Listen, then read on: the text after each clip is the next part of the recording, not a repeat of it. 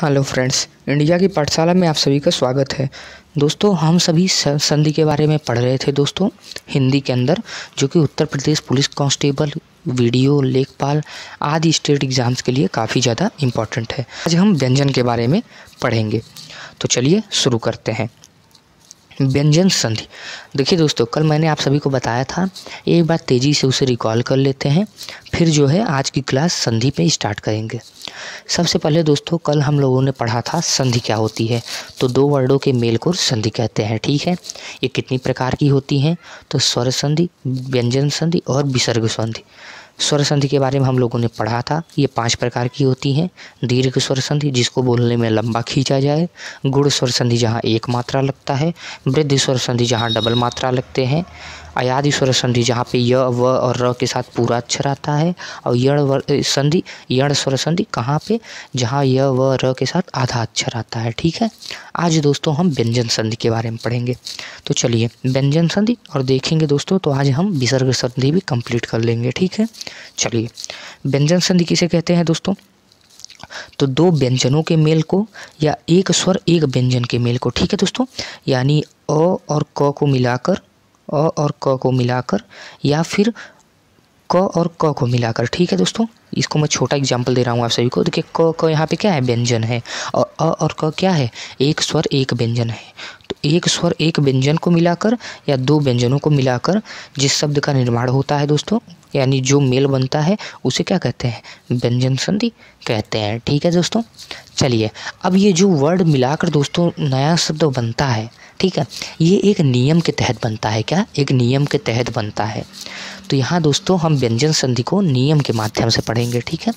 तो नियम यहाँ पे मेनली 7 नियम है दोस्तों, 7 नहीं 8 नियम है, मेनली 8 नियम है। 8 नियम को अगर आप याद कर लेते हैं तो आप आराम से पहचान लेंगे और संधि का निर्माण भी कर लेंगे, ठीक है। चलिए, तो पहला नियम क्या कहता है? पहले से तीसरे वर्ग का नियम, ठीक है। पहले से तीसरे वर्ग का नियम, यानी जो व्यंजन है दोस्तों, जैसे क हो गया, च हो गया, ट हो गया, त हो गया और प हो गया, ठीक है, ये अपने ही दोस्तों तीसरे शब्द में बदल जाएंगे। क्या हो जाएगा? अपने ही तीसरे शब्द में ये बदल जाएंगे। जैसे क का तीसरा शब्द होता है ग, च का तीसरा शब्द होता है ज, ट का तीसरा शब्द होता है ड, त का तीसरा शब्द होता है द और प का होता है ब, ठीक है दोस्तों। ये अपने ही तीसरे शब्द में बदल जाएंगे, ठीक है। चलिए, एग्जाम्पल से समझ लेते हैं। देखिए, जैसे दिगंबर, यहाँ ग आया है तो ये क में बदल गया। दिग्धन अंबर, दिग्गज, ग है तो दिग्धन गज, दिगंत, दिग्धन अंत, ठीक है दोस्तों। ऐसे ही सारे शब्द हैं, आप सभी स्क्रीनशॉट लेके अच्छे से पढ़ सकते हैं। जैसे दिग्विजय, दिग्धन विजय, वागीश, वाकधन ईश, अजंत, अचधन अंत, आजादी, अचधन आदि, षडानन, तो षटधन आनंद, उद्योग, उत्धन योग, ठीक है। तो दोस्तों ये था पहले से तीसरे में बदलने का नियम। चलिए, अब नियम नंबर 2 देख लेते हैं। उससे पहले आप ये ऊपर का स्क्रीनशॉट ले लीजिए। चलिए दोस्तों, आशा करता हूँ आप लोगों ने स्क्रीनशॉट ले लिया होगा। चलिए, अब नियम 2 के बारे में बात कर लेते हैं। नियम 2 क्या कहता है?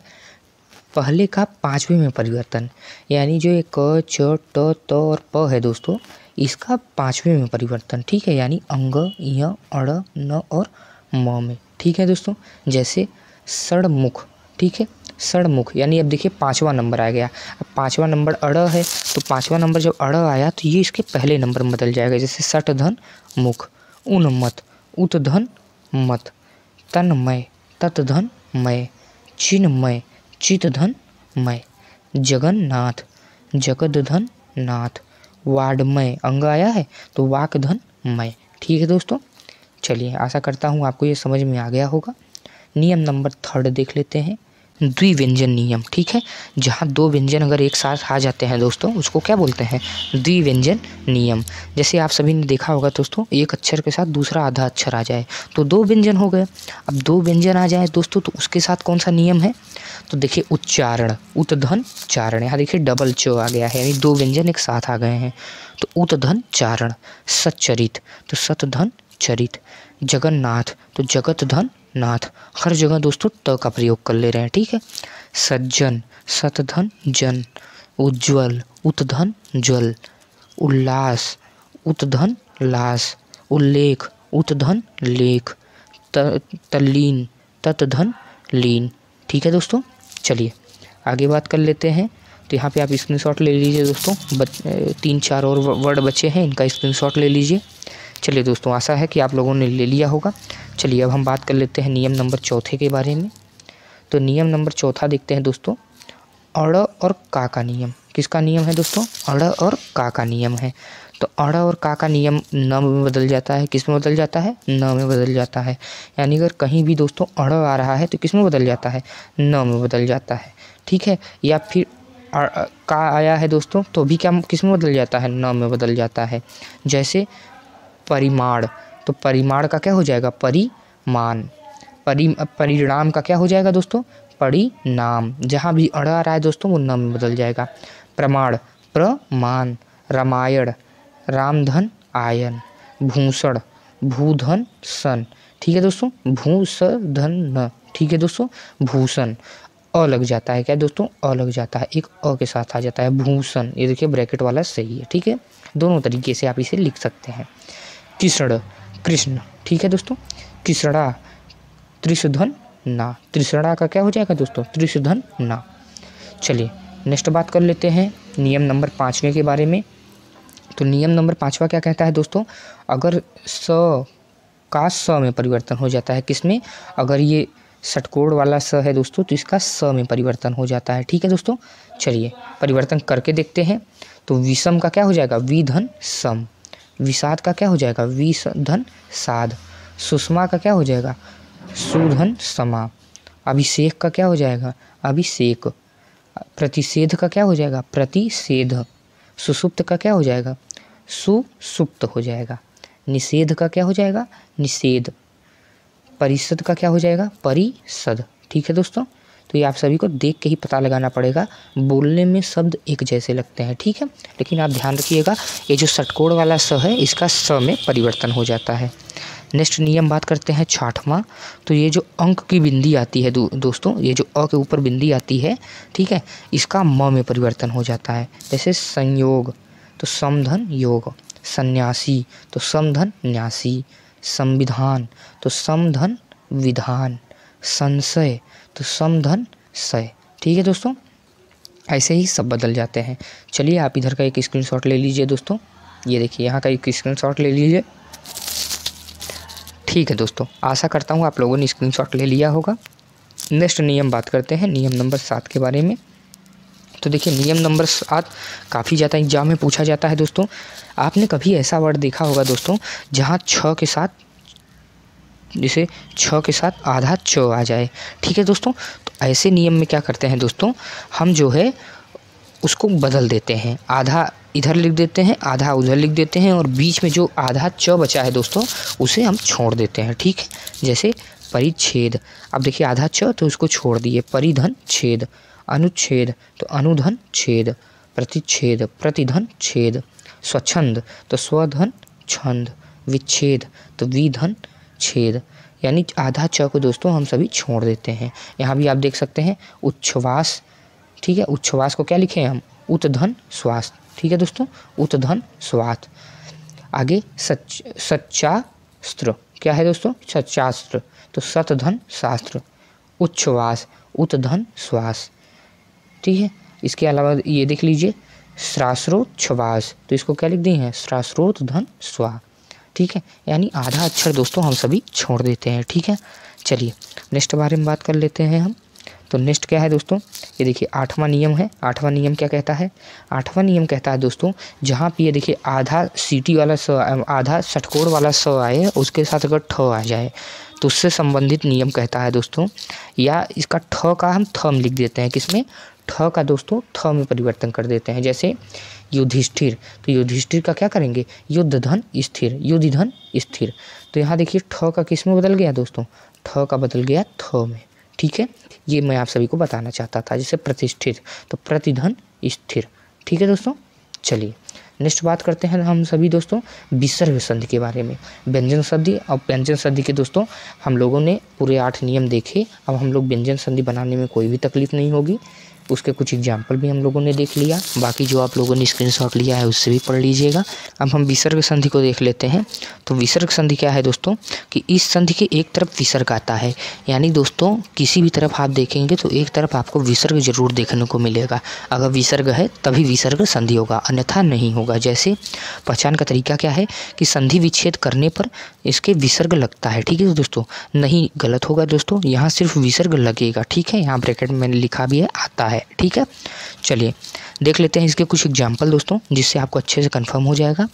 जैसे देखिए मनोदशा, तो मन धन दशा, मनोरंजन, मन धन रंजन। अब देखिए दोस्तों, यहाँ देखिए मन के बाद दोस्तों विसर्ग आ रहा है, क्या आ रहा है, विसर्ग आ रहा है। जैसे तपोभूमि, तो तप के बाद क्या आ रहा है, विसर्ग आ रहा है। पयोध, तो पय के बाद क्या आ रहा है दोस्तों, विसर्ग आ रहा है। मनोरथ, तो मन के आगे क्या आ रहा है दोस्तों, क्या आ रहा है मन के आगे, मन के आगे आ रहा है विसर्ग, तो इसीलिए हमारा ये क्या हो जाएगा, विसर्ग स्वर मतलब विसर्ग संधि हो जाएगा, ठीक है दोस्तों। तो पयोधन, पय धन, पय धन धन, ठीक है दोस्तों, पय धन धन, यानी पय इसके आगे विसर्ग, फिर धन, धन ये वाला धन, उसके आगे धन, ठीक है दोस्तों। तो पय धन, तो पय धन के आगे क्या हो जाएगा दोस्तों, पयोधन का पय धन धन हो जाएगा, ठीक है। मनोनीत, तो मन धन नीति हो जाएगा यहाँ पे, ठीक है। चलिए नेक्स्ट बात करते हैं दोस्तों, इसका नियम एक था, नियम दूसरा देखते हैं दोस्तों, जहाँ पे हम शब्दों को अलग करना सीख लेते हैं। जैसे र का नियम, इससे पहले दोस्तों ओ का नियम था, ये कौन सा नियम था, ओ का नियम था, ठीक है, ओ ऐसे बदलता है। अब आगे हम र का नियम देखते हैं, तो र की जगह पे क्या आ जाएगा दोस्तों, विसर्ग आ जाएगा। यहाँ ओ का नियम था तो ओ की जगह पे विसर्ग आ रहा था, ये र का नियम है, तो यहाँ र की जगह पे विसर्ग आ जाएगा। जैसे दुर्गम, दुर्गम है दोस्तों, तो दू के आगे क्या लग गया, विसर्ग लग गया। अब जिन भाइयों को नहीं पता उनको मैं बता दूं कि दुर्गम हम ऐसे लिखते हैं, कैसे, दुर्गम, ठीक है।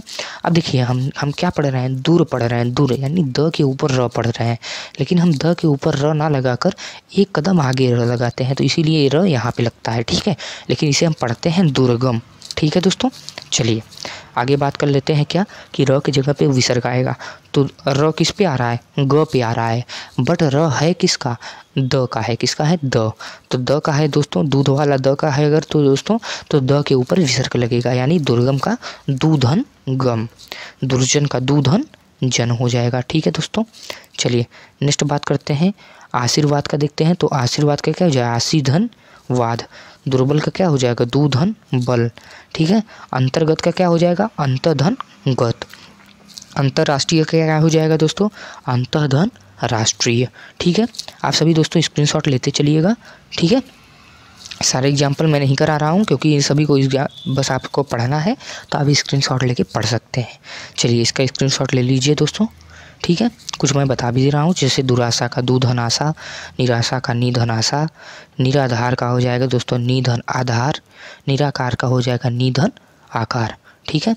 चलिए नेक्स्ट बात करते हैं दोस्तों हम सभी, तो नेक्स्ट क्या कहता है दोस्तों, नियम 3, नियम 3 कहता है दोस्तों स ख स, ठीक है दोस्तों, सीटी वाला स, षटकोण वाला स और सादा स, इन तीनों का दोस्तों नियम, तो जहाँ भी आता है दोस्तों वहाँ पे क्या लग जाएगा, विसर्ग, जहाँ भी इन तीनों स में से कोई भी एक स आता है तो क्या लग जाएगा वहाँ विसर्ग। जैसे निश्चिंत का निधन चित, निश्चल का निधन छल, दुश्चरित का दूधन चरित, निश्चित्र का निधन छिद्र, निष्कपट का निधन कपट, ठीक है दोस्तों।